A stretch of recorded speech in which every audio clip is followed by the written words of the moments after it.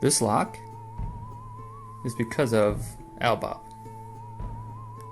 You see, here I am in 2002, before the advent of color photography. That year, Albop was under Tower Hall. Legendary. But that is not where he began.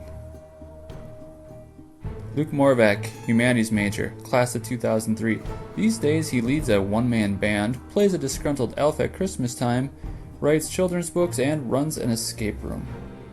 But rumor has it that he was there in a bygone millennia at the beginning of this story.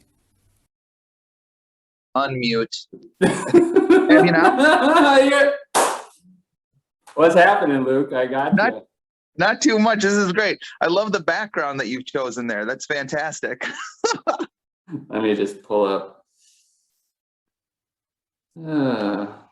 So I feel like acting I had class. visions of this happening, by the way. I had, like, back when I was leaving St. Scholastica in 2008, I had visions of being this kind of sort of grizzled old man who eventually some students hear about the legend of Al Bob, and they're like, and you hear he's still in town, he's in Duluth somewhere, and then they come knocking on my door. I'm like, what are you asking about Al Bob for? I've had these thoughts before. So just the fact that it's coming around in any way is really delightful for me. Okay. Well, so let's go back to the origins of the original Al Bob. So set the scene. What was going on? What was happening? What's the origin story? So I was actually going through some photos and I found this. This is a picture. I don't know if you can see it super well. That is Mike Esty. That is the RA of Second West, my freshman year in college. It was 1999, and probably like a week, maybe not even a week into the school year, I think he already kind of noted that Andy Falstrom and myself were seekers of the strange, I guess you could say. Like, we were both pretty idiosyncratic individuals. And when Mike heard about that, he brought us down to RA storage, which I didn't realize was a thing, but apparently all the RAs have like a separate storage. And there was this giant tinfoil ball there. And he just said, I figured if somebody was going to do something with this, it would be you two. And so we did. We went and asked then residential, whoever, Betsy Neepkins, in charge of Res Life at the time. And she was willing to, kick us $50 for a prize. And then we just started putting "Where's Al Bob" signs all over the place. And when we started hearing the murmurs of, what is this Al Bob thing? Where's Al Bob? Like, when we started hearing that around campus, we realized we had something good going on. And so we just dropped Al Bob deep in the woods, kind of beyond what is now the football practice field, the soccer field, kind of way up there, even beyond the cemetery. And then we just started doling out hints. We posted them by the port, which I don't even know if it's called the port anymore, but I think it's the port once again. Yeah. Okay, fantastic. Well, yeah, we just posted them there, like one every day starting on October 20th. And I can't remember how long that first year lasted. I think it was maybe clue 9 that it was found by Adam something and Joe Hofer and Adam. I'm sure the history is there somewhere. But anyways, it was just a goofy thing. I think that, like, freshman year of college, it was just an opportunity to, I don't want to use some like silly, term like spread our wings and really become the people we were supposed to be, because hiding a tinfoil ball, I don't think is, maybe it's the thing that I'll be known for when all is said and done. But it was just a goofy thing to have fun with. And then it just kept going. Like, immediately after it was done, people are like, you going to hide them again next year? And, sure. Yeah, we'll do this ridiculously silly thing again. Yeah, why not? So you were involved in Al Bob for a number of years. Is there any particular hiding spot that really stands out? Like, that was, a great spot?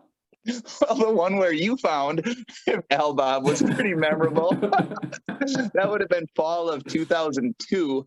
And yeah, there was some, I guess I don't want to, share with the students too much. I'm sure the access to these very odd tunnels underneath Tower Hall have since been secured. But yeah, there used to be these kind of crawl space tunnels underneath Tower Hall. And it was our senior year, and we decided we were going to go someplace. We were going to do it big. And so we found our way from this window well outside into these tunnels, hit Albob deep down there. And yes, the finder, I think on clue probably 10 or something like that, or maybe it was even as late as 12. Yeah, is none other than Troy Abfalter. But anytime that it was just like out in the woods and then I think when it was out in the woods, which was kind of like every other year, we kind of like to switch it up indoor, outdoor. But when it was outdoors, it made it kind of challenging for us with the clues, because you started to deal with like, how do you create almost a compass bearing? How do you narrow down a search? Even though it's a giant tinfoil ball, it's still a bit of a needle in a haystack when you consider the grounds that you're working with. Yeah, how did you come up with the clues? Was that you and Fallstrom sitting down, and did you have them all written out in advance? Did you write them as the competition progressed? How did that come about? What was the writing process? We tried to do something a little bit different each year. One year we kind of and I know that they did this in the second Hunger Games book. They started to create the map like a clock. And we did that one year. And I was, when I read that book, I was like, wait a minute, we've done this. I'm sure somebody did it before us too. But yeah, we treated it, so early on, we created a point that we considered midnight. And then from there, like, we'd give some more like general clues and sometimes dive into the specifics. Sometimes in clue number 2, you'd give something that would be a very narrowing down clue. And then you'd pull back and you dole out the clues kind of in these like 3 different scopes, like really close up, like wide shot, close up, far away, establishing shot kind of a thing. But just in clue form, something that's going to get you down to, the square foot versus something that'll get you into the right half of campus.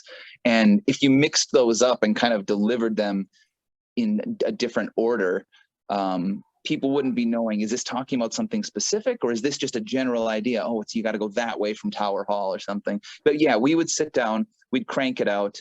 And the first clue was always the same. For as long as I was there, the first clue was always the same. Albob is missing. Your task is at hand. In order to find him, look on CSS land. That was always the first clue. I'm sure it changed once I, stepped out of the position that I was in there, but that was always the first clue. And it, of course, detailed nothing. So nobody really got excited until clue number 2. Well, this is so now you part of your professional work is doing mysteries and clues type stuff with escape rooms. I mean, so was Scholastica effective preparation for meaningful living and work, or whatever our mission statement is? Oh my gosh, it's strange that it really does come down to that, because yes, bye Mason, bye TKO, be back later, be safe, have fun, take care of each other. Sorry, just heading out the door here. Yeah, it's so strange, because when I graduated thinking that I am getting a degree and graduating from college, having done what I wanted to do. I took classes that I wanted to take, and I just kind of had faith that would lead to a job that I wanted to have. And it did, and it kind of always did. And that's been something that's been refining over the years. And I think now that I'm working at Solve Entertainment, designing and hosting escape rooms, it's interesting to see exactly how that has come to fruition. Yes, I mean, I find my work very meaningful. I realize that the work I do and the meaning that I find in it, it's probably a pretty esoteric matchup. I don't think that there's quite a lot of people that, do some sort of scavenger hunt in college and realize that is the source of who they were going to become. But I'm pretty glad it's me. I'm all right with that. All right. Well, I know you got to run. So before you part, anything else that we should know about Albob? I think I still have some "Where's Albob" bumper stickers somewhere in my attic. If I can find those, I'm going to get those. Katie, you said, is the new student activities coordinator? Yep. I'll get those to Katie, because I think that would be fun. Just, if you got those to just dole out, that would be, as long as Albob's got a resurgence, we might as well, celebrate it and market it in the ways that can be. I'm running across 4th Street right now. This is meaningful work too. I hope now that it's starting up again, I hope that it keeps going. I hope that there's still that same ridiculous, goofy spark that kind of happened on the campus, back in the late 90s. I hope that same spark will happen now. Hopefully this is just a new generation. Al Bob, the next generation. Get Patrick Stewart on the phone. All right, sir. Well, thank you for your time. Good luck with whatever you're doing next. Always a pleasure. We'll see you soon. Thank you, Troy. Take care. See you We'll later. talk soon.